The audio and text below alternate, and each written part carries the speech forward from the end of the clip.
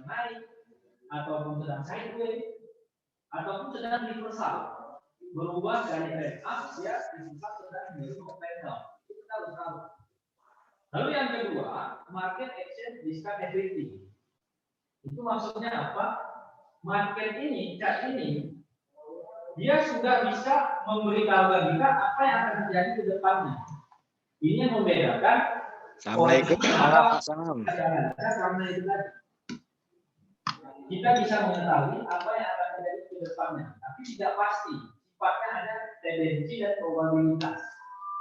Tidak 100%, karena itu analisa. Kayak yang analisa Rama Sriwijaya jatuh, waktu dia ngomong kan, itu analisa. Begitu kita analisa baru orang bilang lain, kan itu. Ini kan taruhan juga. Kalau dia berani pasang, oke, dibuka taruhan. Ini pesawat bakalan jatuh di bulan ini 10 juta. Yang tadinya, berarti dia bukan trader, dia hanya analis saja. Begitu benar terjadi, cuma pola-pola ya benar. Kalau kita beda, kita trader lebih jago, kita udah analisa berani lagi mengambil action. Ya, itu yang kedua. Yang ketiga, history dikritik sell. Sejarah itu akan berulang kembali. Jadi sejarah-sejarah ini tadi akan berulang kembali. Jadi yang metode yang saya gunakan di sini adalah metode tren pertama. Ada high, ada low. Nah, itu basic kalau pelajaran.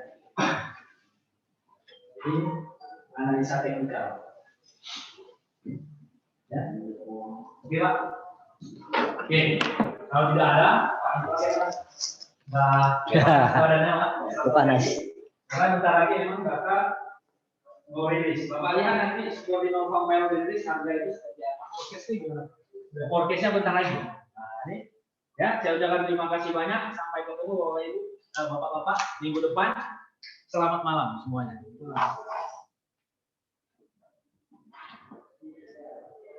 Ya, ini kita sekalian juga dengan yang teman-teman yang berada di Zoom. Jadi saya bikin dua di sini sekalian di sini dengan ada juga dari kayaknya ada berapa? Oke Pak. Udah ada 16 ya. Itu pakai HDMI atau HDMI.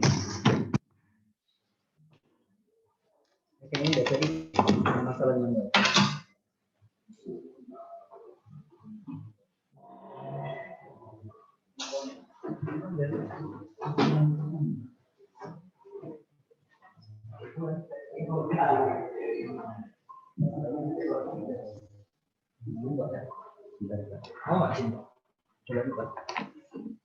coba. Kayaknya udah betulin nih. Kayaknya udah betulin bahkan.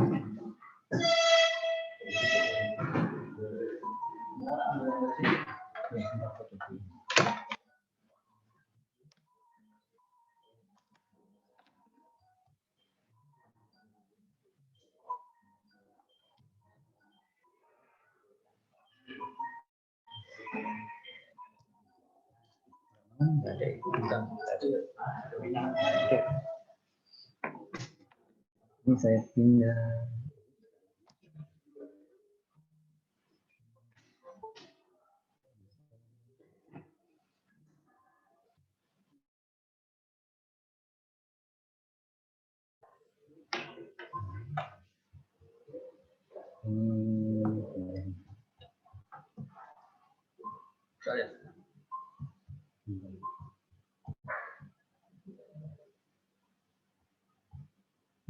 Oh, udah, sip. Oke. Oh, sih. Oke. Oke, ini yang perlu juga digeser ini. Oke.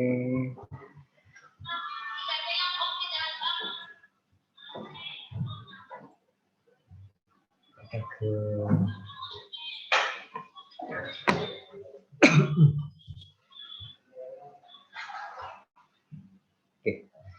ke selamat malam semuanya. Juga untuk yang di teman-teman yang lagi di Zoom, saya mau tes dulu ini suara saya dengan gambarnya jelas. Jelas Pak. Waalaikumsalam. Jadi kita mulai malam ini. Kalau lihat dari jadwal data rilis, Itu yang paling ditunggu adalah ini nanti ya. Ada data itu namanya itu non farm payroll. Saya duduk aja ya Pak. Saya termasuk malas berdiri. Data ini itu angkanya, tentang angka. Ini adalah data mengenai sektor tenaga kerja Amerika.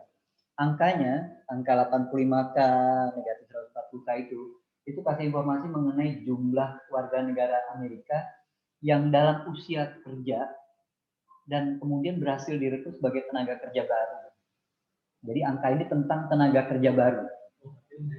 Nah, ini diprediksi, ini ada data yang penerimaan tenaga kerja baru untuk bulan Januari kemarin. Jadi ini prediksinya angka yang muncul tuh nanti tuh sejumlah 85.000 orang berhasil direkrut sebagai tenaga kerja baru.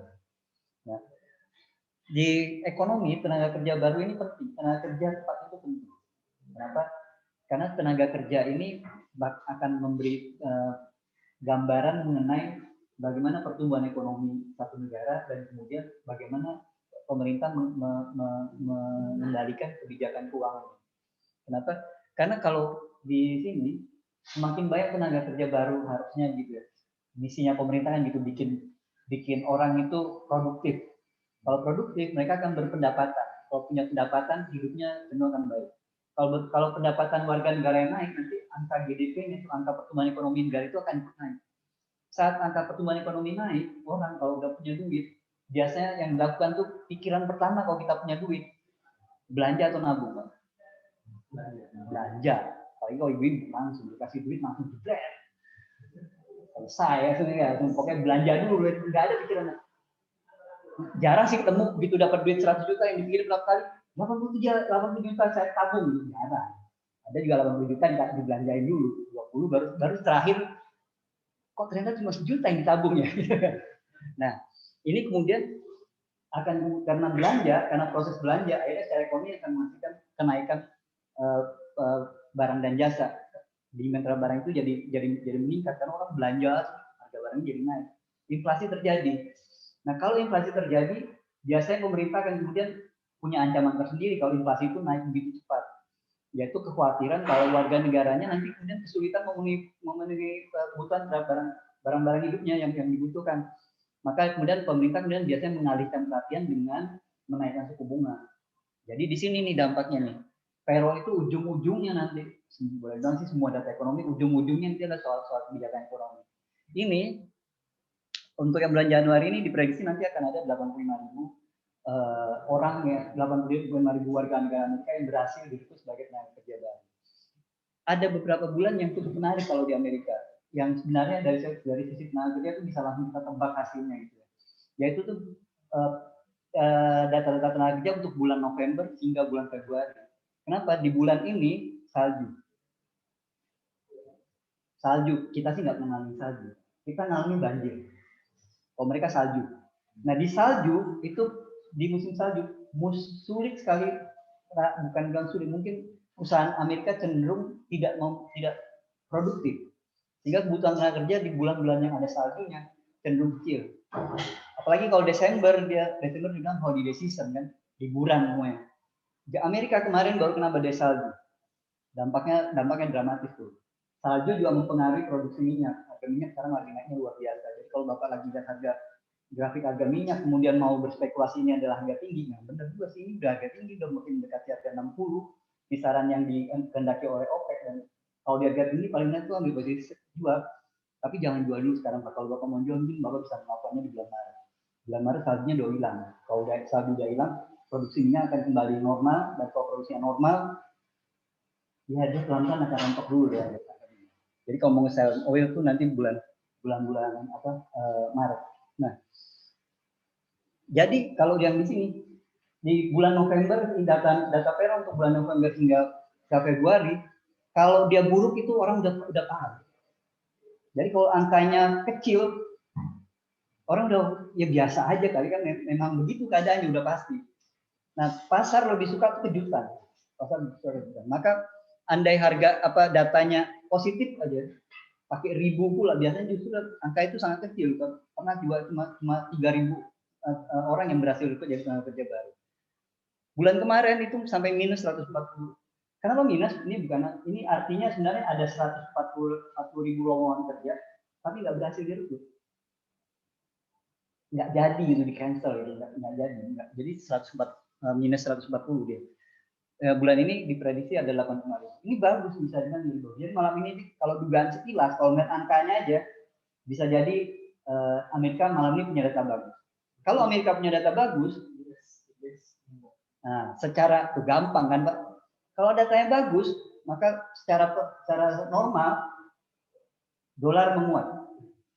Normalnya Pak, apalagi kita yang lagi trading mata uang, dolar menguat. Cuma sepanjang tahun 2020 kemarin karena faktor pandemi gitu, data rilis itu hampir selalu direspon oleh pasar sahamnya Amerika.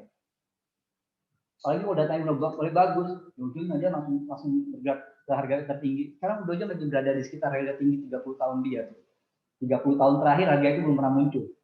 Dan sekarang dia tuh belum mau menjauh pula lagi deh. Masih di sekitar itu, masih di sekitar harga level 30 ribuan. Nah, dugaan awal nih kalau melihat data ini, Amerika punya data bagus. Dolar bisa menguat. Kalau dolar menguat, gold bisa turun.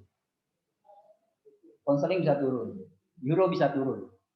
Pokoknya yang direct pair yang dolar yang diperbandingkan terhadap dolar cenderung akan melemah karena dolarnya kuat. Sementara yang dolar yang depan indirect pair seperti USD JPY, USD Swiss, USD Kanada kemungkinan besar akan bergerak naik. Nah, untuk mengecek itu ya, saya melihat sekilas tentang kondisi ekonomi Amerika nih. Kita mulai dari bisnisnya dulu karena tenaga kerja kaitannya dengan bisnis. Kalau bisnis lagi lancar, bisnis lagi bergairah, tenaga kerja baru makin tinggi kan. Nah itu ditunjukkan oleh data namanya tuh ISM Manufacturing PMI atau di sini disebut sebagai business confidence. Kalau ngeliat gini saya ngerasa agak kesulitan ngeliatnya, jadi saya ubah chartnya ke dalam bentuk garis ya. Dari April 2020 pandemi, masa pandemi, April sampai akhir tahun Amerika tuh ini si gairah bisnisnya udah mulai meningkat atau lagi terjadi ekspansi bisnis sektor manufaktur. Yang paling diperhatikan tuh adalah sektor manufaktur, karena manufaktur itu bagian dari industri yang memadukan tenaga kerja dengan mesin. Sementara tentu tenaga kerjanya akan lebih banyak daripada mesin. Nah ini lagi bergairah, tapi ya bulan-bulan terakhir udah mulai menurun karena faktor cuaca. Tapi secara tren kita bisa bilang ekspansif masih tema itu ekspansif masih gairah ya, ekonomi dia lagi sektor manufaktur lagi bergairah. Kalau lagi bergairah dan pabrikan udah mulai open, udah mulai buka, udah mulai ini membuka ruang untuk gerak. Nah, saya suka membandingkan kemudian dia dengan data itu yang juga tentang tenaga kerja baru yaitu ADP. ADP ini bedanya dengan payroll cuma kalau si ADP itu datanya dihasilkan oleh dia sendiri. Dia ADP angkanya tentang tenaga kerja baru yang berhasil direkrut dan disalurkan oleh ADP Incorporated, perusahaan penyalur tenaga kerja ADP Incorporated, outsourcing lah istilahnya, outsourcing. Saya kepindah. Dan bedanya dengan payroll, dia rilis lebih awal daripada payroll. Dia rilis di hari Rabu, payroll hari Jumat. Jadi banyak yang teman-teman yang analis fundamental sering bilang ADP ini kiblatnya payroll. Kalau ADP turun, ya payroll peluang besarnya juga turun. Angkanya mengecil, ya payroll punya peluang untuk mengecil. Ini ADP paling atas. Ini gara-gara pandemi. Yang begini nih gara-gara pandemi. Pandemi kan dampaknya COVID itu kan sukses membunuh bisnis. Benda nggak kelihatan, secara sukses membunuh semua bisnis. Plus tewas langsung. Ini, nah mungkin saya bisa pindahkan dia jadi 1 tahun aja. Oke, saya pakai data 1 tahun aja biar lebih.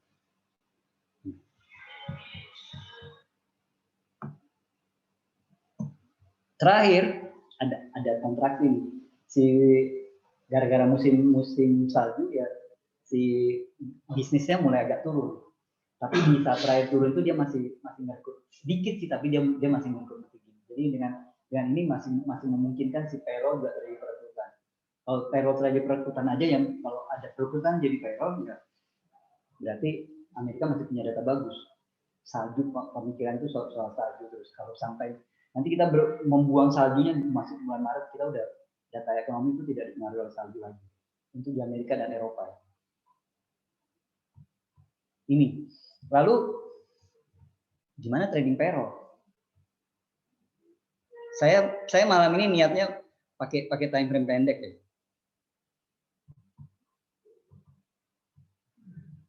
Ini saya buang dulu. Saya buang semua garis-garisan saya.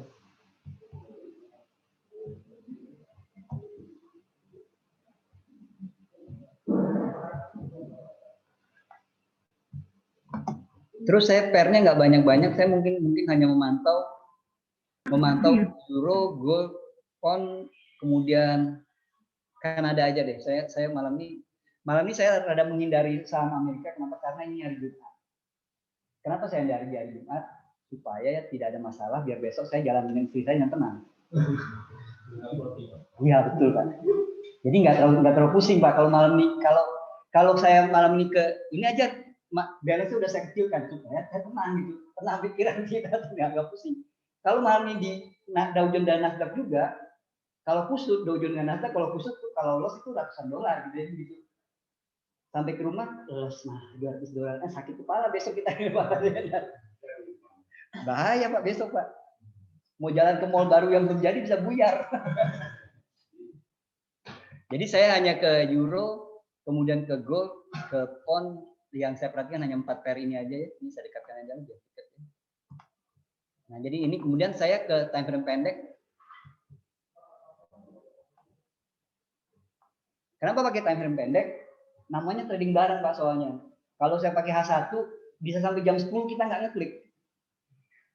Lama kan H1, apalagi itu pakai H4. Nginep kita Pak. Closing pula, closing nggak itu nanti. Apa kata dunia gitu bikin trading bareng? Nggak ngeklik. Ngapain gitu kan?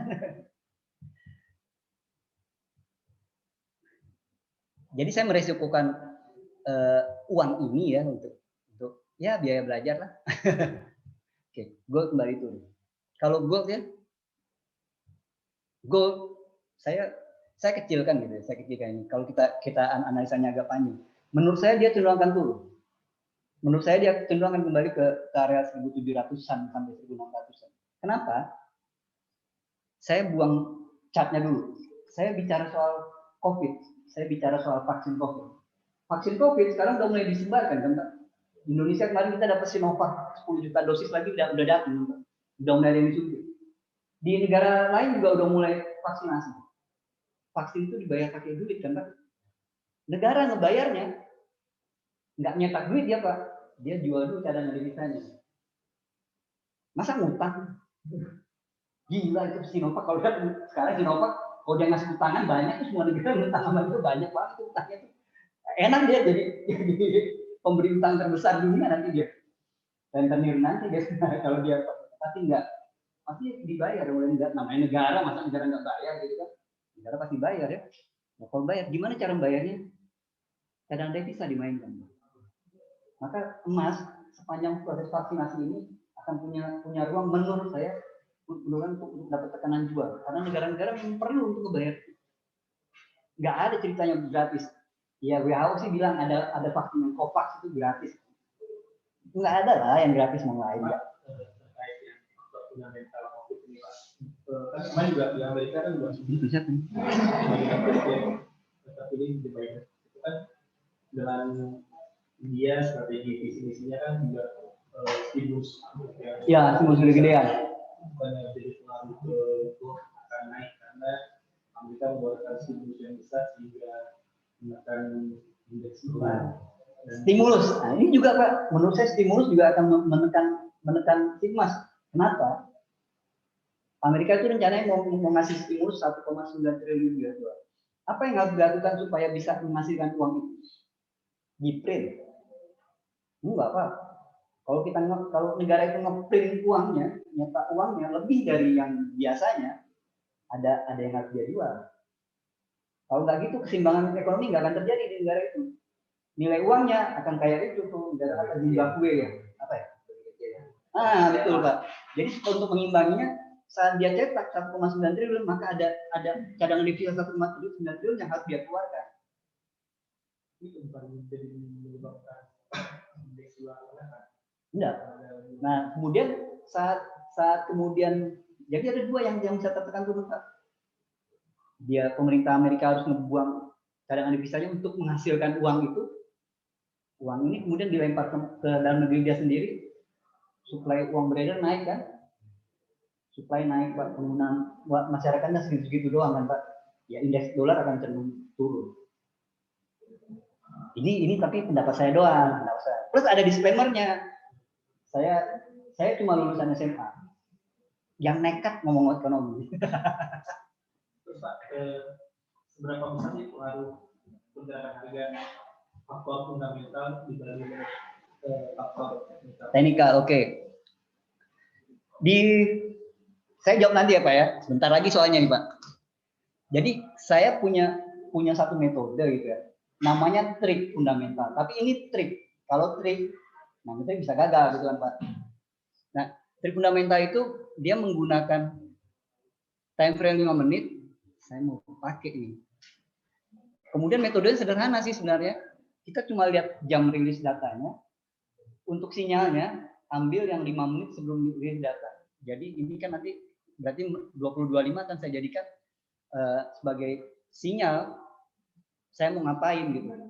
Kalau di menit 25 nanti ini jadi candle bullish, maka nanti 1 menit sebelum rilis data kita akan ambil posisi buy. Kemudian kalau dia bearish, dia turun, maka 1 menit sebelum rilis data kita akan ambil posisi sell. Nanti di menit 25. Kayaknya ini kalau gini euro cenderung buy, terus si gold juga cenderung buy. Enggak beresiko ya, enggak ngeri ya.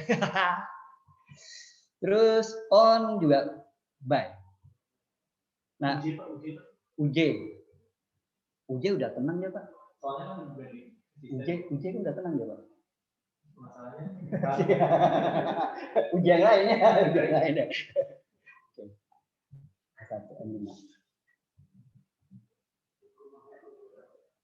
Pemerintah Jepang pengen banget yen-nya itu di 120. soalnya dari minggu lalu kayaknya. Tapi dia nggak pernah, sampai sekarang dia nggak naik gitu. Pegel Pak trading ini. Tapi ini lagi Capek Pak paling. menit 24 ya sekarang, menit 24 nah balik deh, sinyalnya berubah. Ini nggak ada sinyal kalau gini, doji gini nggak jadi. Ini sell ya, terus ini juga sell. Tapi saya pakai yang panjang aja deh, yang ini nih. Saya ambil sell ini, jadi nanti saya ke Kanada menit 29. Kalau ke gold nggak lucu ya saya bicara buy sebentar dari saya sell, kan bertentangan dengan ini, dengan naluri. Siapin dulu. Kanada deh menit 29 ya. Terus saya stop loss-nya saya taruh di sini. Jadi stop loss-nya nanti pilihan stop loss-nya ada 2, ada di sini dan di sini. Ini untuk stop loss. Jadi saya menit 29 ambil posisi sell dengan SL-nya di sini. Kalau ngeliatin ini ya manual langsung cut loss aja biar loss-nya nggak rusak. Dia curang nih kalau untuk bagian yang gemeteran ini kita ini sebenarnya. Makanya saya berdiri biar gemeteran nggak kelihatan. Ini 29. Sebentar ini punya kamu ya. Saking gemeterannya hilang pula kita. Oke, ini 29-nya belum. Euro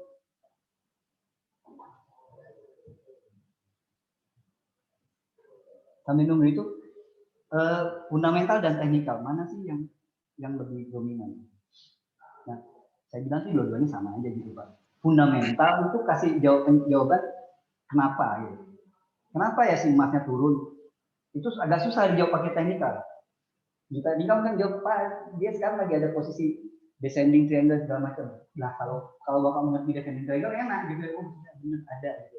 Pak ini karena stokastiknya udah mengarah ke area apa, ke area dari overbought ke netral. Iya kalau pakai stokastik, kalau enggak, jadi teknikal itu tidak akan menjawab pertanyaan kenapa. Lebih cenderung ke fundamental. Kenapa ya goalnya turun? Saya jawab simpelnya vaksin tadi, stimulus tadi. Saya jawabnya simpelnya begitu. Kemudian teknikal memang menjawab lebih banyak nih. Pertama tuh what gitu, per mana. Terus ngapain? Buy atau sell. Kemudian kapan ada mesti ngekliknya gitu kan? Kapan? Kemudian dia level entry, level exit. Exitnya bisa dua, exit SL, exit TP gitu. Bisa dua-duanya. Menit 27 belum. Kok dingin ya?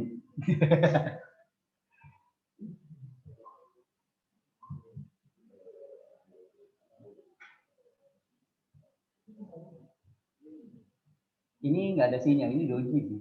Tapi kalau itu ya nanti. Tapi pemanasannya di sini lah ya. Siapa tahu nggak terlalu apa-apa gitu. Andai saya dapat di sini, oh nggak besar ini, kecil kok, cuma belasan dolar gitu. Berarti Bapak kalau misalnya kredit pakai time frame M2 berarti fixnya paling cuma 40 fix gitu ya? Enggak usah panjang-panjang. Semut saya pasti nyari semut, tapi semut kabupaten kalau gitu. Ya kalau semut satu biji ngapain gitu Pak? Jadi kita nyari semutnya sekabupaten kita cari.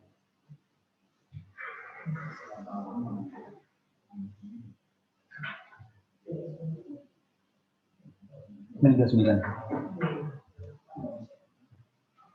Ini buat memastikan mau ngeliat menitnya. Nah ini menit 29 ya.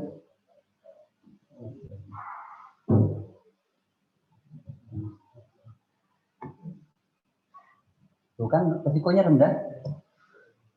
Nah, cuma $13. Sel Kanada Pak. Sel Kanada.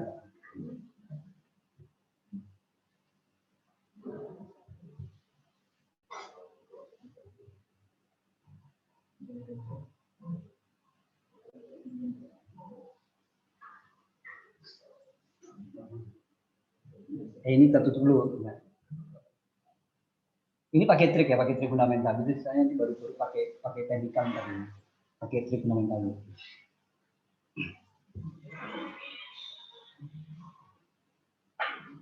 Kalau pakai trik ini bagusnya metode itu pakai ABC, asal diukur. Cuma berapa itu masalahnya masalah kata asalnya ini kembali ke Anda lagi.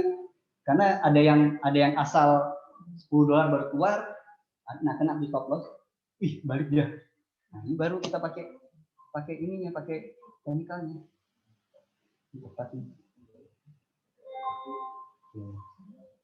Saya pindahkan ya.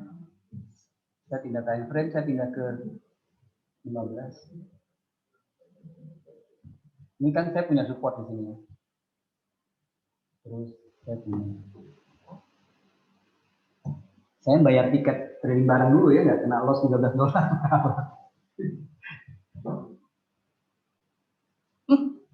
Pakai acara begini lagi. Panjang nih.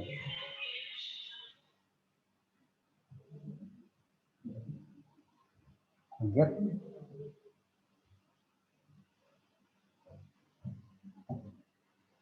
Go.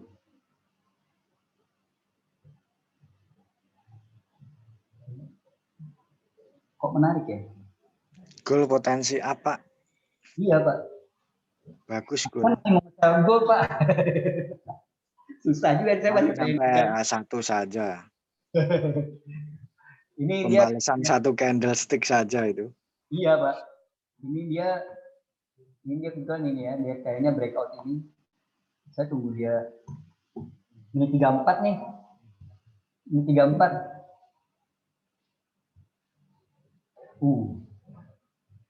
Ini tadi dari mana? Ini biasa dulu. Ini bukan di sini. Ini resistannya ada di sini. Terdekat ada di sini tadi. Cakep Pak, berani Pak, masuk Pak. A1. 34 Mbak, 34. A1 Pak. Iya, support menuju support terdekat itu. Iya. A1 menurut saya, Pak. Sip, Pak. Kayak hammer ya. Menit 59 Iya, kemarin. Pak. Masuk gitu A1 mesti 59 saya. Nah ini 34 nih, saya bisa menit 34. Saya bisa menit 34 ya. Wih. Hah. Ngomong keluarnya berapa ya? Pero benar ya, lebih rendah ya. 49.000 aja. Dari 85.000 itu dia keluarnya cuma 46.000, yang benar-benar buruk. Dolar tertekan. Iya, Dolar turun pasti Pak. Cuma Dow Jones juga turun deh. Cuma bisa balik ini nanti. Oke, 34 kalau dia masih breakout.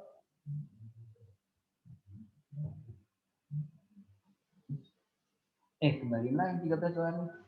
Nah, ini kenapa saya pakainya begitu, pendek aja stop-lossnya. Jadi kan enak. 13 dolar. Nah, ada apa-apa. Kalau 200 dolar pusing. 13 dolar cetek. Ini 34.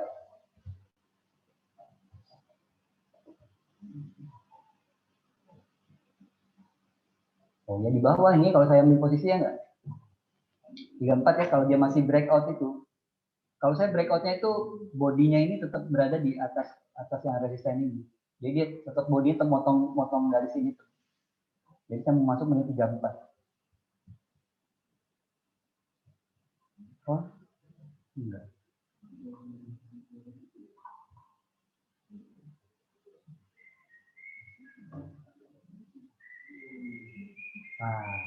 Dia narik. Ini aja menit 34 yang lebih memberi ketenangan. Stop loss tetap.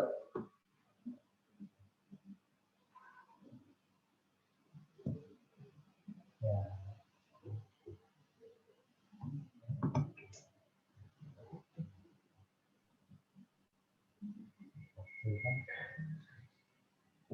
Stop loss wajib Pak ya?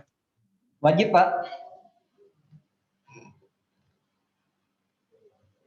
Stop loss itu memastikan malam ini saya tetap tidur dengan tenang. Ternyata kalau nggak pakai stop loss bisa jadi pas ketarik itu tariknya nggak kira-kira dan kita nggak begadang pula sampai begadang. Dan kadang-kadang juga kalau kita hold gitu kan kadang-kadang kita nggak tahu juga mau diapain gitu. Cuma ditonton, liatin, minus 10, minus 100, 200. Kita lihat Kuat Pak itu Pak, euro Pak. Kuat. Ya Pak. Saya butuh 13 dolar. Tenang Pak. Pak. Tadi habis 13 dolar soalnya. Saya juga terombang-ambing Pak tadi di goal. Habis terombang-ambing. Makanya stop loss itu wajib buat saya. Memastikan kita tidur dengan tenang. Nggak ngigo kita Pak. Goal bagus juga Pak, goal. Menuju support terdekat itu A1 Betul, itu. Resisten terdekat deh kok support. Resisten betul. Kalem itu newsnya Kalau bagus. dari ini kemarin kan gold itu kan bergerak 40. Anteng, tenang itu. Poin dia bergeraknya tajam gitu. Itu biasa kalau Bapak perhatikan kalau candle-candle panjang, biasanya tuh dia bisa balik ke tengah badan. Jadi kalau dia panjang kayak gini, dia tuh jarang gitu langsung ganti candle tuh seret makan lagi tuh jarang. Iya, ini dia kayak gini coba lihat ya. Ini body kan panjang nih. Itu jarang kita temukan tuh kalau dia ganti ya hari selanjutnya dia langsung lanjut, jarang. Biasanya dia balik dulu ke tengah ini kurang lebih. Nah, dia coba ke tengah ini. Baru kalau tengah itu bertahan ya nggak bisa tembusnya baru dia benar-benar turun atau dia benar-benar naik. Ini dia dulu. Nah, ini kan kurang lebih ini tengah dari body ini. 18-20. Iya, 18-20. Kok ini masih saya belum berani ngapa-ngapain Pak, dia lah masih di antara tengah-tengah body itu. Apapun itu yang penting euro naik. Ya, kita buka ya, mau analisa apapun yang penting euro naik. Kita udah buka. Belum. Ya, yang penting biar pulang tenang lah. Kalau nggak pakai stop loss, maka risikonya adalah balance. Sudah pasti risikonya balance. Cuma banyak yang nggak menyadari itu kalau risikonya balance. Nah, stop loss itu stop loss itu wajib atau enggak sih ya? Sebenarnya sih ada juga beberapa teman saya bilang enggak. Tapi tanpa stop loss pun Anda sebenarnya sedang menggunakan stop loss. Yaitu stop lossnya berada di balance. Karena nggak bakal nih kalau di GK gini kemudian saya nggak pakai stop loss nih. Terus tiba-tiba dia amit-amit ya, tiba-tiba euro malah jadi turun dan minus saya jadi minus 300. Masa GK diam-diam aja nggak bakal. Nggak bakal. Jadi kita pasti akan dihentikan. Nah, maka kalau tidak pakai stop loss, risikonya berada di balance itu sendiri. Nah, kalau pakai stop loss dia lebih tegas aja sih. Jadi langsung ya. Kadang-kadang kitanya nggak tegas. Kita misalkan saya pokoknya kalau dia jadi minus 50 saya keluar. Nah, ntar dia begitu pas mulai 45, 46 gitu, kita kan merubah dari 70 lah baru keluar gitu. Nah, begitu dikali-kali 70 tuh 700.000 ya. Ini tambah sejuta lah gitu nanggung ya dari itu. Harga jalan tuh ke situ. Dan kalau dia semakin itu kita semakin galau kan Pak. Dengan modal misalkan pakai modal 200 sekarang minusnya 150. Yang parahnya Pak, ada yang lebih parah Pak, yang iya. Top up. Anda tambah gitu kan, lebih kuat memang. Nah, kejadian gold tadi malam deh. Turun udah 20 poin. Ada yang punya posisi buy dan minus 10 poin. Dipikir gold itu kan biasa rata-rata 30 poin aja terus nanti mana? Equity saya kurang ya, saya tambah aja. Dia ngejar lagi turun 40. Itu lebih parah malah Pak. Karena kalau dari sisi bisnis,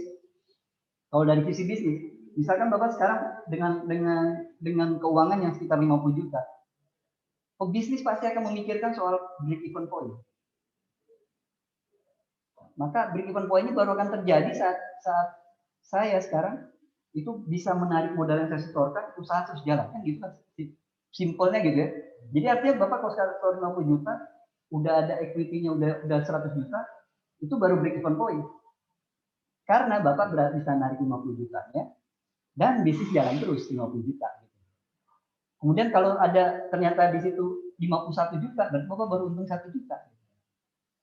Top up itu memberatkan nilai BHP Bapak. Jadi yang awalnya misalkan cuma 50 juta, Bapak tambahin lagi 50 juta. BHP Bapak 100 juta, tambah pusing lagi kepala kita. Syukur-syukur sembuh. Jadi stop loss itu jatuh baik tapi itu lebih tegas gitu. Jadi kita kemudian bisa menghitung, oh berarti saya next trade saya mesti cari berapa gitu. Jauh lebih enak dibandingkan di top up. Iya. Mungkin saya nggak membatasi tapi mengendalikan resiko. Dan resiko itu kalau kita baca semua buku, jangan buku trading lah ya. Buku bisnis deh. Itu pasti ada yang namanya manajemen resiko. Tapi saya belum nemuin manajemen profit. Sumpah, bener nggak ada yang nulis buku manajemen profit. Artinya kan kenapa nggak ada yang nulis itu? Artinya juga sebagian besar pebisnis itu yang menulis buku-buku itu tidak menganggap penting profit, dia menganggap penting resikonya. Kalau kita bisa mengelola resiko, profitnya akan datang. Tapi kalau Anda fokus ke profit, resikonya bisa nongol. Maka mereka nggak ada yang nulis tentang manajemen profit. Nulisnya semuanya manajemen risiko itu. Sekolah-sekolah yang ekonomi 1 sampai S3 juga manajemen risiko yang bicarakan. Sekolah bisnisnya.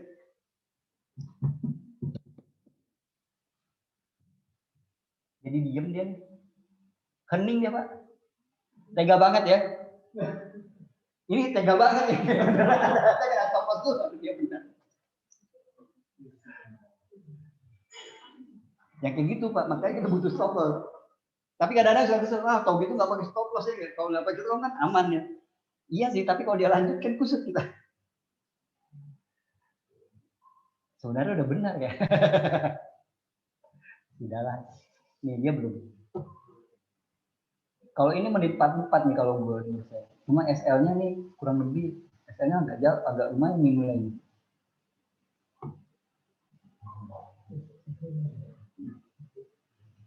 $13 poin. Tidak kegedean resikonya buat modal balance yang saya pakai $130.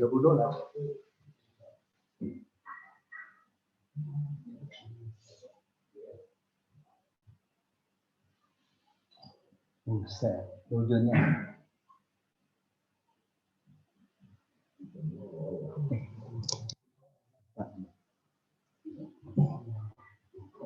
Kalau ada mau dikomentari, tanyakan silakan Pak. Teman-teman yang di Zoom boleh. Biar ini karena apa ya? Kadang-kadang saya tuh merasa tuh kalau lagi begini kita sekarang kayak seperti lagi stand up comedy. Nah, materi saya udah mulai mau habis nih. Saya kalau ngeliat ini ya apa ya? Saya antara pede dengan enggak juga sih membaik. Karena kalau kita lihat ya, dia kan lagi trennya turun dia.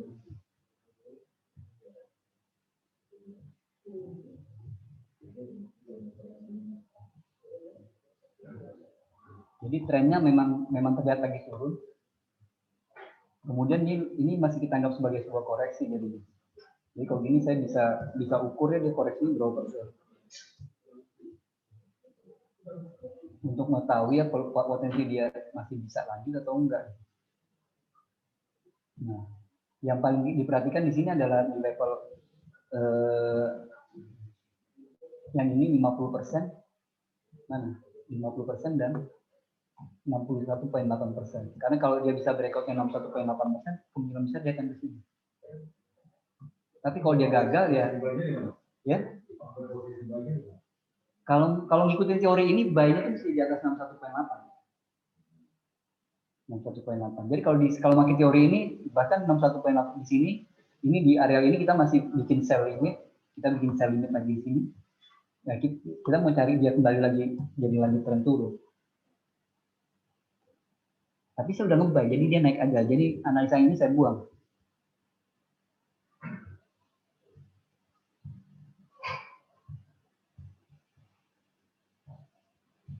Kalau gold Pak? Ya Pak? Gold. Saya ke gold. Dia belum bisa breakout nih kayaknya. Belum breakout ya? Belum breakout Pak. Kalau kita lihat gini, yang bagian yang agak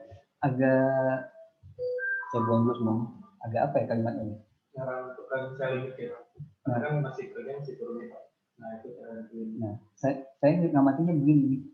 Kemarin itu sepertinya begini. Sepertinya ada support yang kuat di sini kan. Kenapa dibilang support yang kuat? Bapak bisa lihat di sini. Schedule-nya panjang banget gitu.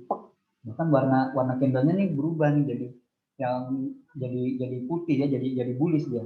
Jadi artinya harga sampai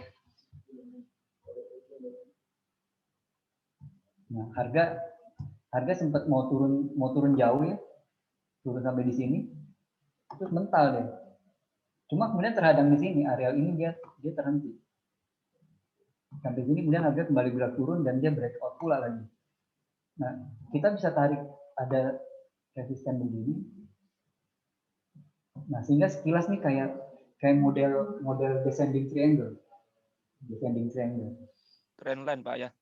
Iya, dia cenderung seperti descending triangle. Kalau begini descending triangle, biasanya kalau dia bisa breakout, dan ini breakout nih. Ini breakout, tinggi dari segitiganya itu akan jadi target. Jadi saya hapus lagi nih. Saya kalau udah nyorot-nyorot suka kasihkan jadi ini saya zoom up dulu. Ini saya tarik ini. Saya tarik yang ini aja nih, yang pendek gitu. Kalau dia ini jadi memang descending triangle, jadi dia targetnya tuh ada tinggi dari si segitiganya. Ini turun ya. Nah, dia turun. Kira-kira gitu kalau pakai ini. Nah, kapan kita mau sell lagi? Tapi sekarang belum ada indikasi mau sell lagi. Kenapa? Di teori lagi nih, teori breakout itu ada siklusnya gitu. Jadi kalau di siklusnya soal breakout itu dia breakout ya. Terus yang bisa terjadi selanjutnya antara confirm break ya, dia kasih konfirmasi breakout sudah terjadi, artinya support resisten itu benar-benar sudah tertembus ya. Kemudian setelah ini ada bagian yang sakitnya nih, retest. Dia kembali lagi ke level yang dia barusan breakout. Ini kayaknya lagi fase retest. Jadi butuh dia naik. Kalau begini sih kadang-kadang ini kayak jebakan Batman kayak gitu kan. Artinya Anda yang masih terpengaruh pergerakan harga tadi malam, kita pengen nge-share gitu. Tajam ya saya. Yang mau ngebuy gemeteran. Nanti kehajar kayak tadi malam lagi. Jadi ujung-ujungnya yang kalau yang masih bersemangat dia akan nge-sell. Nah, dari pagi masih floating minus terus. Ditambahin kusut biasanya, kusut.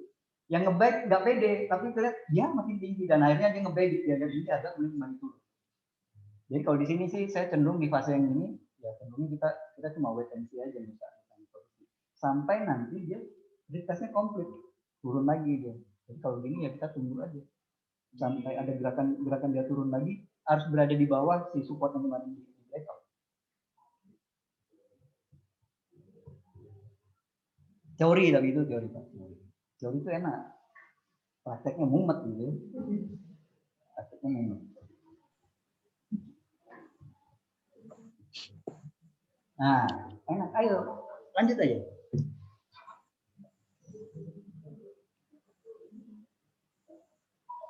Jadi itu tadi sebenarnya kesemuanya ini itu trading itu sama juga sih sebenarnya.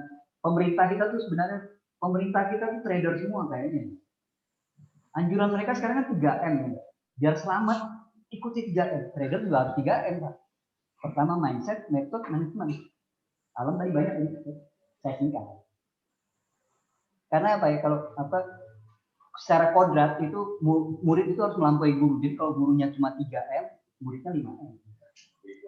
Nggak boleh lebih dikit. Muridnya nggak boleh 2M, nggak boleh. Harus lebih banyak. Kalau bisa 7M. Dia tadi lagi 7. Nah, dia 5. Kalau saya 3 aja. Mindset, method, dan manajemen.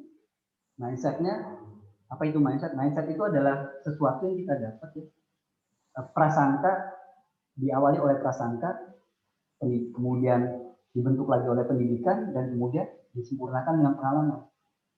Itu jadi mindset kita itu. Dan mindset itu nggak bisa terbantah, nggak akan terbantahkan. Bapak kalau bicara soal mindset kayak sekarang deh ini, kayak sekarang soal vaksin di kita itu, kayaknya Indonesia memang butuh departemen penerangan kan. Zamannya Soeharto dulu. Sehingga semua informasi satu arah aja. Tidak akan ada perdebatan. Kalau kita harus suntik, ya harus suntik. Harus vaksin, ya harus vaksin. Kalau sekarang, vaksinnya bagus ya. Macam-macam gitu ditulis, sehingga akhirnya kita gemeteran sendiri kan soal vaksin. Nah. Enak ini. Sambil ngomong lumayan lah ya. Nggak boleh seneng juga Pak. Ini kita kemudian kata si buku manajemen risiko harus kita kendalikan Pak. Pelan-pelan stop lossnya kita. Jadi apapun yang terjadi aman, tenang pikiran. Sambil kita bicara yang aneh-aneh gitu kan.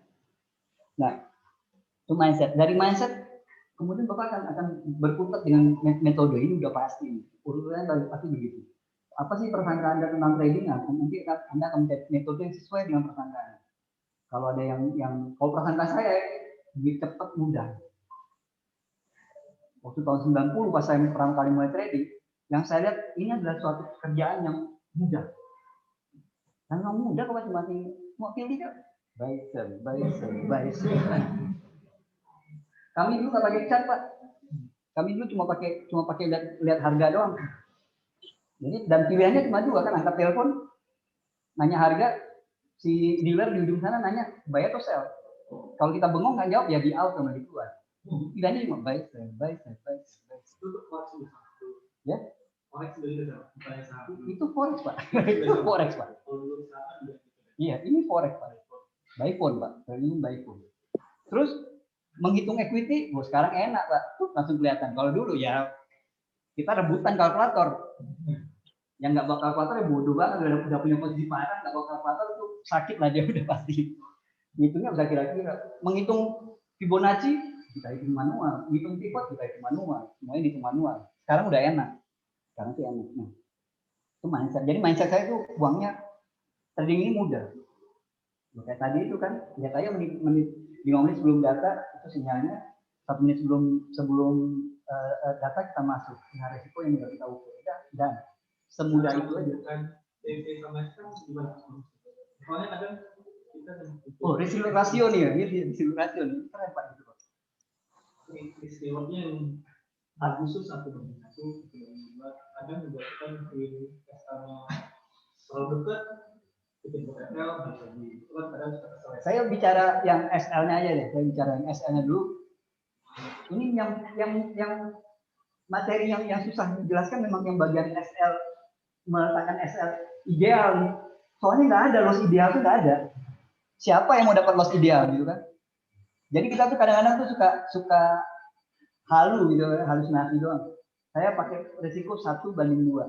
Berarti kalau saya pakai SL yang 30, TP-nya 60. Kemudian di backtest, kalau cuma nge-backtest doang, ini nanti mestinya sih hasilnya bagus Pak. Karena secara teori ini nggak apa-apa kena SL dulu, nanti dua kali kena TP selesai yang SL-nya tutup gitu. Teori mengatakan begitu. Nah, pas kenyataannya, fakta yang mengatakan, kemudian pertanyaannya, mana yang lebih mudah kena? 60 pip atau 30 pip? Artinya apa? SL-nya gampang kena kan Pak? Artinya kalau Bapak pakai 1/2 dengan 30 dan 60, maka berarti Bapak mesti siap masuk kena SL. Masuk kena SL. Mungkin 1-2 kali kena SL Bapak masih oke, tenang. Risiko rasio memang begitu, ya kan? Menghibur diri kan begitu. Tapi risiko rasio tuh itu benar Pak, saya nggak akan bilang itu buruk, itu benar. Tapi Bapak harus disiplin menjalankannya. Terus saya jalankan 1/2 mau kena SL terus nggak apa-apa, pakai aja dulu. Nanti ada bagian di mana TP-nya terus-terusan kena. Itu bagian yang asik kan itu. Cuma depannya ini nih SL-nya akan kena terus gitu. Ini yang sakit. Ujungnya kan kita jadi galau ya. Masuk sini SL lagi. SL lagi. Kalau 2 kali mungkin oke, teorinya memang begitu gitu. Ketiga kali SL mulai kan. Ini udah 3 kali SL berarti 90, 2 kali TP kurang. SL lagi 4 kali kan ragu. Lalu kita kemudian akan lihat, oh metode saya buruk, jangan-jangan metode MT saya yang buruk. Kenapa gak diambil dari 18 ya? Biasa ya Pak ya. Merah itu. Ntar Pak saya ambil aja lah ya daripada pusing. Lihat ini lagi.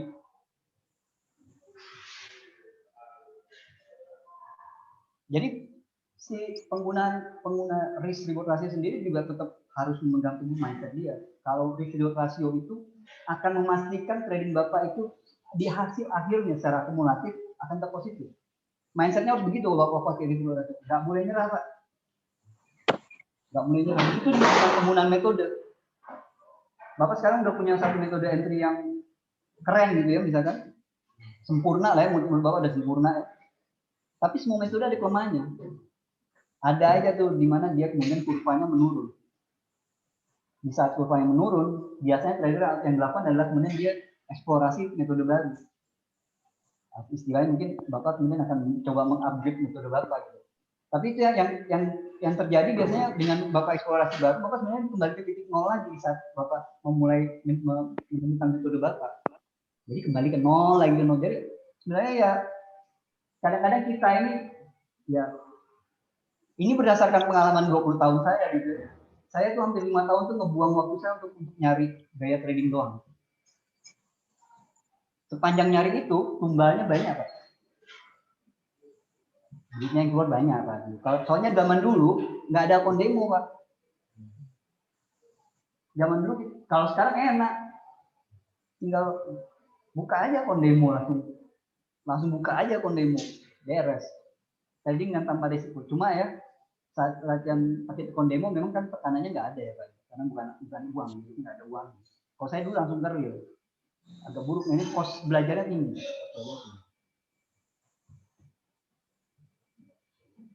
Ini saya masih pengen nge-sell ya. 59 kali ya.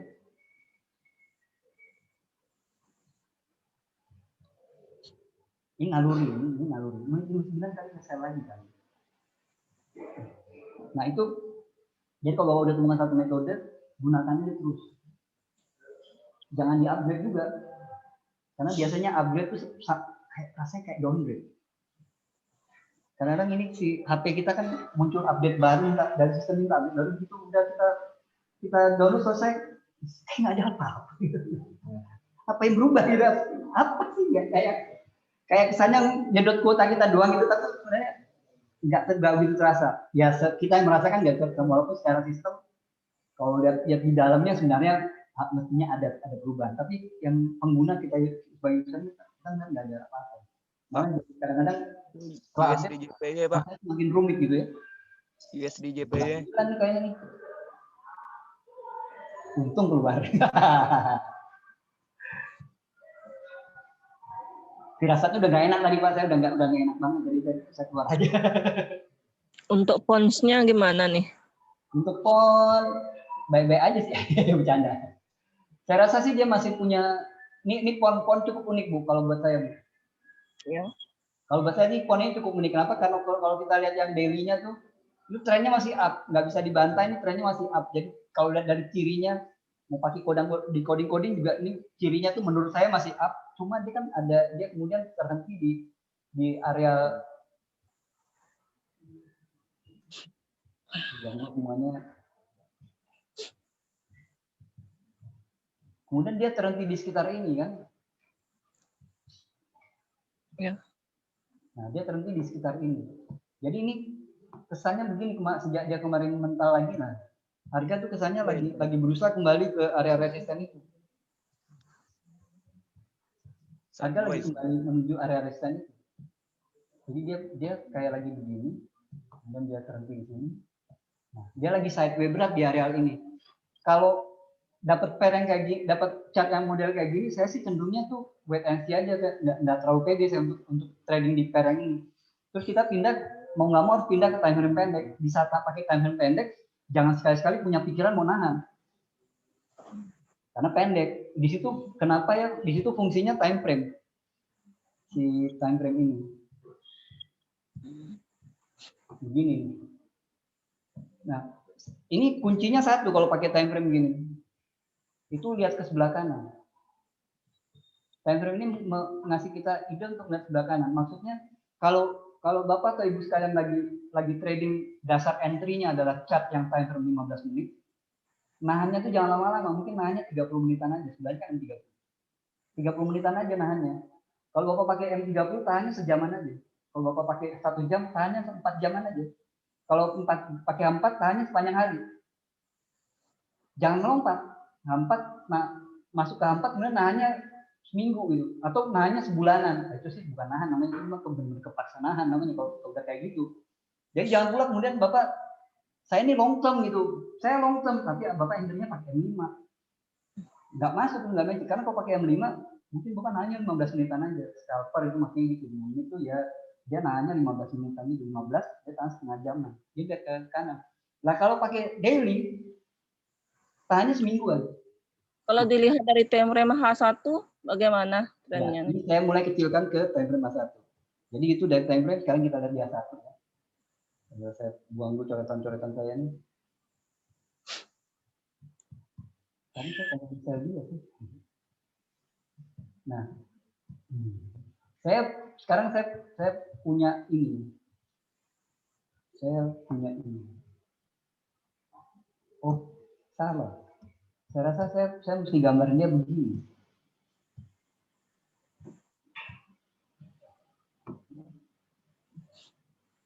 Terus saya kecilkan. Nah ini dia kesannya, ini kesan aja. Kayak ini loh, kayak ascending triangle, kayaknya dia bakal pecah ke atas kalau begini.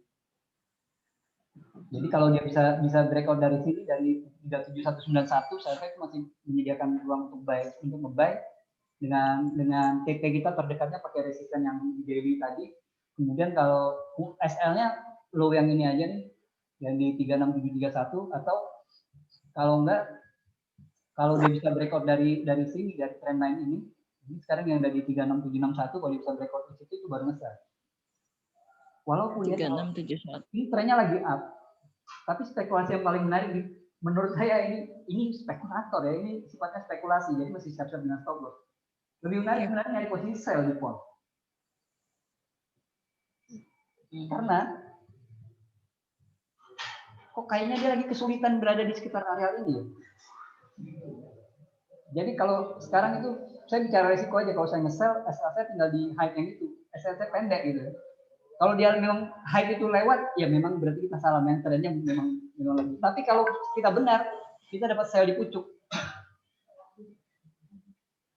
Ya itu yang dimauin kan? Jadi saya rasa itu. Wait and see ya. Ada lagi Bu atau Bapak silahkan. Saya rasa sih begitu. Kalau saya tunggu dia dekat-dekat resistensi itu lah Bu. Baru saya beraksi kalau sekarang ini. USD Japan Yen gimana Pak? Bagaimana Pak? USD Japan Yen. Oh, oke. USD Japan Yen. Oke, yen Pak ya, USD JP ya Pak. Break. Wih, bentar nih saya klik dulu Pak. Keren banget nih. USD JP.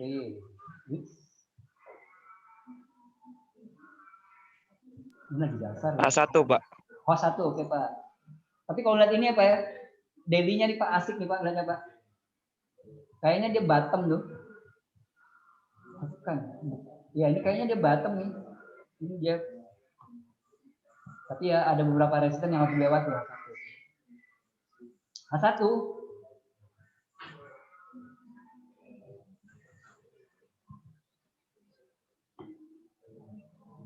Ini saya pakai ini aja ya Pak, dia bulan tadi dia bikin kayak doji ya. Doji itu kan do dan ji gitu ya, seperti yin dan yang pasar itu udah capai titik equilibrium, harga yang udah seimbang gitu ya, nggak ada yang dominan antara seller atau buyer. Ini perhatian kita tuh ada di 3 tempat kalau ini, ada di sini, di bodinya si dojinya, ada di body dojinya, Jangan hotspot. ada di body dojinya dan kemudian ada di sini. Nah, jadi nanti kalau dia sampai menit 59 jam 21:59 masih jadi bearish, itu saya rasa menarik kalau posisi sell dengan SL-nya di shadow high-nya si doji. Apalagi kalau lihat di daily-nya kan dia barusan mulai ngangkat dan lagi berada di dekat-dekat di sekitar resisten ya. Nge-sell kan enaknya di resisten. Nah, kita siap dengan SL yang dekat nih, SL-nya dekat. Spekulasi tapi sifatnya masih spekulasi karena beberapa hari terakhir tuh yen itu kan lagi berat naik. Nah, spekulasi sih, kalau spekulasi jam 21:59 saya rasa boleh ambil posisi sell dengan SL-nya di resisten yang ini yang 105.758. Deket, antara deket dan kedeketan. Kalau enggak, kalau ragu mungkin SL-nya langsung dibikin di 106 atau 107. Itu jauh itu. Oh, benar. Pantas dari tadi uji. Posisi apa? Di posisi resisten ya. Pertanyaan atau komentar terkait dengan posisi nanti selalu.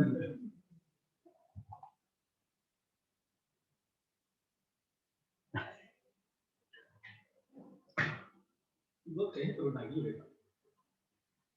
Gold ya. Pengaruh news aja ya. Lebih naik. Iya Pak tadi Pak. Tadi pengaruh news aja. Jangan kan gold Pak tadi si Kanadanya aja bikin saya sebel ya Pak.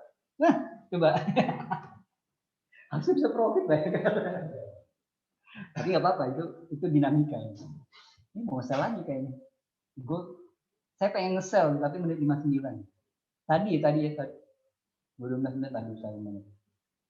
Ini kalau lihat ini nih ada di kamus candlestick itu namanya dark cover nih. Kalau ini nanti sampai menit 59 tetap jadi candle bearish, perhatikan shadow-nya aja, shadow jangan panjang. Kalau shadow low-nya pendek, itu masih kasih ruang untuk ambil posisi sell. SL-nya mungkin kita letakkan di sini aja deh. Di 18:11. Jam 21:59. 21:59 ngekliknya.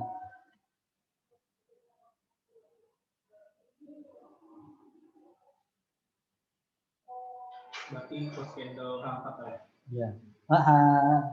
Saya pakai M15. 21:59 itu close candle rangkap. Iya. Oh iya betul Pak. Ini mantap nih. Jangan 59 kali menit 14 kali ya.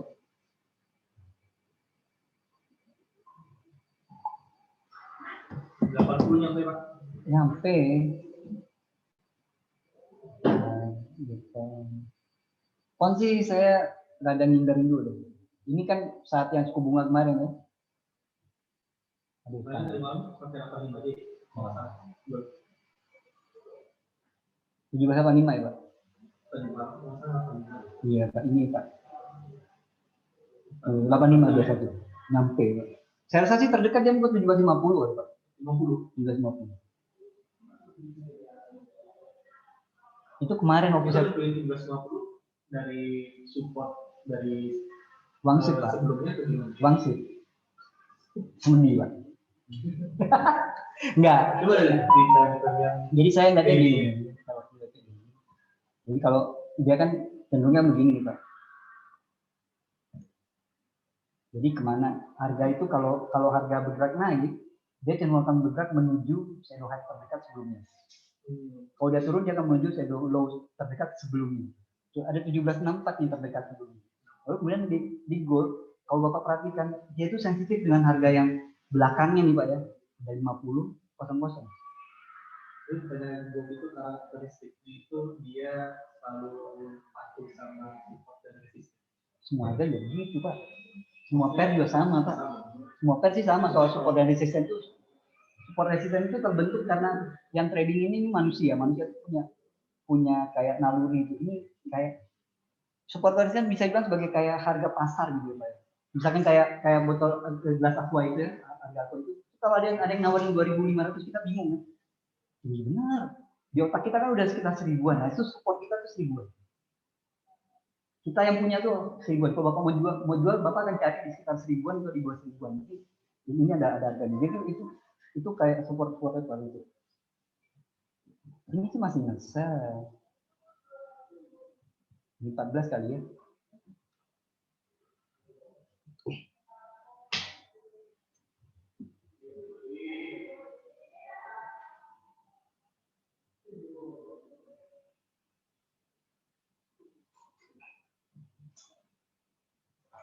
Nah.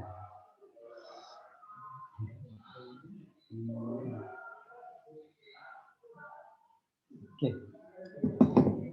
Ada lagi Pak yang mau tanya kan? Silakan Pak. Saya rasa sih mending 14 aja kali, lambangnya 29. 14 aja kalau dia kembali bergerak turun ya saya mau sell gold deh.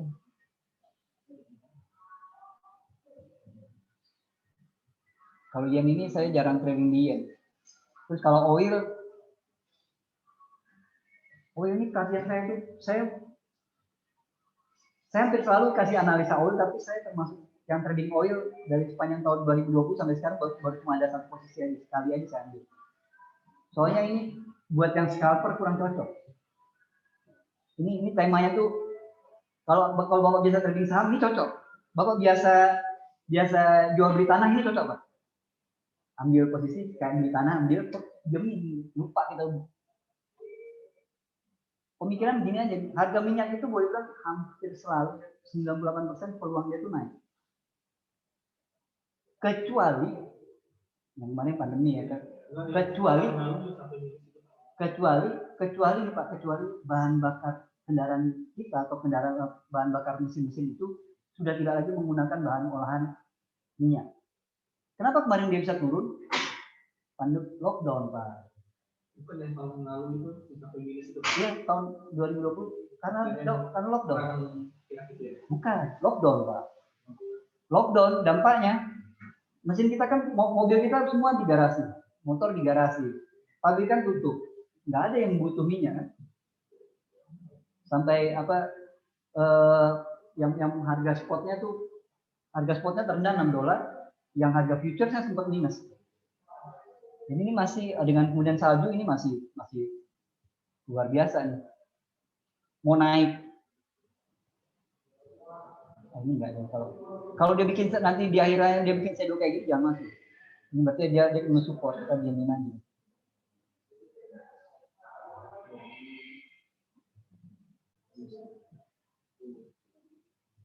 Nah ini menit 59 tapi ini Pak. Ini asik juga sih ngincer pucuk. Ngincer pucuk. Iya, Kanada juga asik menit 59.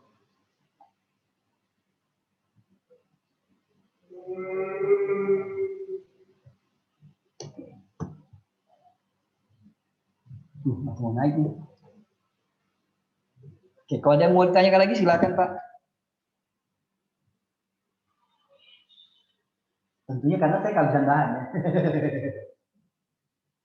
Plus posisi terakhir udah profit, jadi secara akumulatif saya lossnya nggak begitu banyak. Enak pulang ke rumah, enak. Kalau lossnya banyak nggak enak pulang ke rumah. Bisa-bisa kita nginep di kantor aja kali.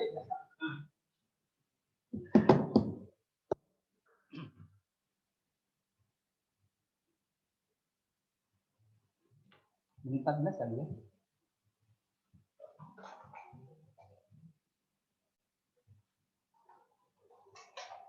Time frame mana yang bagus untuk diambil digunakan sebagai trading? Menurut saya semua time frame bagus. Tinggal Bapak ngelihat chartnya itu, di time frame mana yang Bapak kayaknya itu lebih gampang melihatnya. Lihat arah. Kita kan yang penting kan sekarang ini arah sebenarnya. Lihat arah. Kalau Bapak gampang yang lihat di H1 ya Bapak, itu time frame Bapak. Kalau Bapak bisa lihatnya di M1 itu time frame Bapak. Tapi kalau saya ya kalau lagi trading bareng saya akan cenderung masih time frame. Dan saya juga memang terbiasa sih pakai 15-an gitu ya. 15 itu nyaman rasanya buat saya. Kalau nggak nyaman pakai aja. Nggak ada time frame sempurna. Itu juga ada metode, nggak ada metode yang sempurna. Jadi karena nggak ada metode yang sempurna, nggak ada yang sempurna ya. Yang sempurna kan cuma yang di atas doang kan. Nggak ada yang sempurna. Jadi kalau kita tuh pasti ada kelemahannya. Semua metode pasti ada kelemahannya. Karena itu kalau yang paling gimana cara kita mengetahui itu, maka Bapak dengan metode Bapak sendiri harus paham tentang metode trading Bapak, di mana kekuatan trading itu, kondisi mana metode Bapak akan menghasilkan profit yang luar biasa, di kondisi mana justru loss-nya punya peluang lebih besar. Kelemahan di mana trading kondisi terburuk metode Bapak. Ada satu metode yang dia bagus saat kondisi tren aja. Ada metode yang bagusnya lagi sideways. Ada metode yang bagus diantaranya gitu. Tren enggak, saya juga enggak, dia bagus. Tapi kalau ada tren, malah hancur lebur dia. Saat lagi tren malah hancur lebur. Tadi malam pas saat gue lagi tren down banget, banyak loss ya. Berarti metodenya non tren, lagi sideways. Secara umum banyak trader itu lebih strong di saat harga itu lagi sideways. Kenapa? Kalau lagi sideways kan kita bisa lihat batas atas bawah. Kalau lagi tren, kita kehilangan batas atas bawahnya. Kayak gini, dia mau naik sampai mana gitu kan? Kita seakan-akan kehilangan, bukan ini kan. Kita kehilangan, hitungan kita tuh kayaknya hilang gitu. Dia mau naik sampai berapa ini kayaknya? Nah, kalau lihat di sana ada 60, ada 70, ada 100 juga ada. Dia sampai ke sana gitu. Jadi ragu-ragu sendiri kita. Terus kalau kita mau pakai yang swing trade, nunggu dia turun, nggak turun-turun, kapan saya masuknya? Nah, jadi yang lagi pakai swing di sini pusing. Jadi pokoknya diem, belum ada swing, masuk belum. Nah, itu dilema Pak, itu dilema. Trader tuh ya kayak gini nih. Sandi Pradharma, semua orang tahu dia trading, ngajarin orang trading, ada balance, ada equity, nggak ambil posisi. Apa kata dunia coba? Bikin trading bareng pula lagi. Nggak ngambil posisi, apa kata dunia gitu. Jadi, nah kalau kayak gini ya kita ngindar. Ini berarti di metode saya ini nggak bakal cocok. Nggak bakal menghasilkan entry, ngapain gitu. Kita malah pusing.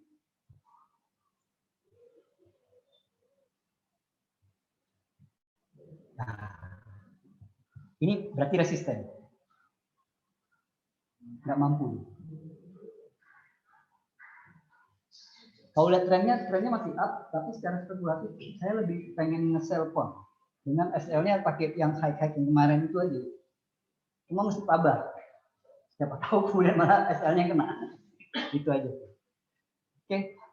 Ada lagi mau dikomentari Pak? Saya cukup lah ya. Saya udah ambil 2 posisi, satunya loss sekarang pakai klik, yang satunya pakai M5 nge-klik juga. Hasilnya ya lossnya nggak begitu banyak. Jadi malam ini masih bisa tidur yang tenang. Gitu. Niat saya udah benar nih, makanya saya kecilkan balance-nya jadi tidur yang tenang. Kalau hancur-hancuran di Jumat malam tuh nggak enak Pak. Merusak malam minggu Pak. merusak malam itu tuh nggak enak banget. Oke. Kalau nggak ada yang dikomentari lagi, atau Alam ada yang mau ditambahkan? Tidak ada. Oke, kalau nggak ada, saya rasa kita cukupkan sampai di sini. Terima kasih semuanya. Selamat malam. Sampai ketemu di lain waktu. Assalamualaikum warahmatullahi wabarakatuh. Waalaikumsalam.